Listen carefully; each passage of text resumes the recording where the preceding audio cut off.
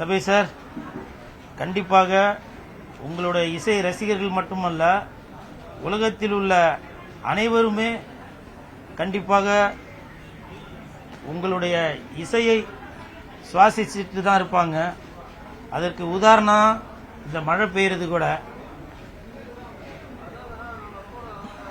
இசையமைப்பாளர் தேவா சாரோட தம்பி சபை சார் அப்படின்னு சொல்றதை விட என்னுடைய தம்பி கார்த்தி, அதாவது சபை சாரோட மகன் கார்த்தியும் நானும் 2004 பெங்களூர்ல எஸ்டிஆர் அவர்கள் நடித்த தம் படத்தில் ஒன்னா சேர்ந்து நடித்தோம் ஒரு 30 நாள்.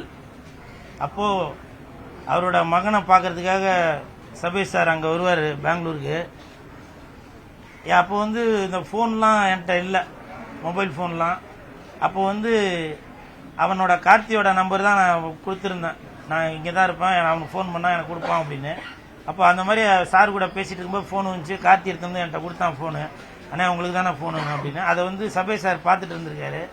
அப்போ நான் இங்கே சென்னைக்கு வந்ததுக்கப்புறம் இந்த மாதிரி வீட்டுக்கு வாப்பா அப்படின்னு சொல்லி அவருடைய 1100 அந்த பழைய ஃபோனை என்கிட்ட கொடுத்து யூஸ் பண்ணிக்கப்பா அப்படின்னு சொன்னார். அதனால தான் இன்னைக்கு அவர் இறந்தது வானமே அழுவுதுன்னு நினைக்கிறேன். ஏன்னா அவருக்கு முன்ன பின்ன தெரியாது.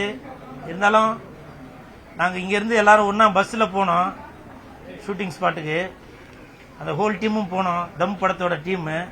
அப்போ அவனுக்கு ஃபோன் பண்ணிட்டு அந்த ஃபோனை என்கிட்ட கொடுத்து என்கிட்ட சொல்கிறாரு, தம்பி கார்த்தி முதல் தடவை நடிக்கிறான்பா, அவனுக்கு ஒன்றும் தெரியாது, கொஞ்சம் கூட இருந்து பார்த்துக்கப்பா அப்படின்னு சொன்னார்.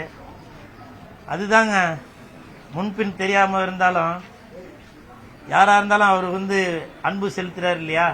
இந்த நேரத்தில் இந்த ப்ரெஸ் மீடியா பீப்புள் அவங்ககிட்ட ஒரு ரிக்வெஸ்ட் ஒன்று கேட்குறேன். அது நீங்கள் பண்ண முடியுமா என்னன்னு தெரியல. சபை சாரோட இறுதி சடங்கு அது நடக்கும்போது, ஊர்வலமாக போகும்போது நீங்கள் அதை வீடியோவாக எடுத்து அதை டெலிகாஸ்ட் பண்ணீங்கன்னாக்க, தயவு செய்து மாயாண்டி குடும்பத்தார் படத்தில் வர முத்துக்கு முத்தாக சொத்துக்கு சொத்தாக அண்ணன் தம்பி இணைந்து வந்தும் கண்ணுக்குள் கண்ணாக அந்த பாட்டை தயவு செய்து அவருடைய இறுதி சடங்கு புறப்படும் போது அந்த பாட்டை ஒளிபரப்பணும்னு சபை சாரோட இசை ரசிகர்களை ஒருவனா நான் கேட்கிறேங்க.